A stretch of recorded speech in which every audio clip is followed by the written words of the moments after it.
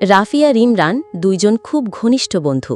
শহরের ব্যস্ত জীবন আর ইটকাঠের ঘরের ক্লান্তি থেকে একটু ছুটি নিতে তারা ঠিক করল গ্রামের বাড়ি ঘুরে আসবে। রাফির গ্রামের বাড়ি ছিল নেত্রকোনার এক ছোট্ট শান্তিপূর্ণ গ্রামে। সবুজ ধানক্ষেত, পাখির ডাক আর নদীর কলকল শব্দ, এই সব কিছুর টানেই তারা বেরিয়ে পড়ল।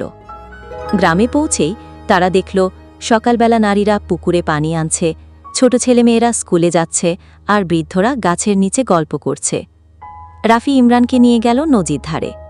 তারা সেখানে নৌকা ভাসিয়ে মাছ ধরল, কাঁঠাল আর আম পেড়ে খেল, আর গ্রামের মানুষের সরলতা দেখে মুগ্ধ হল।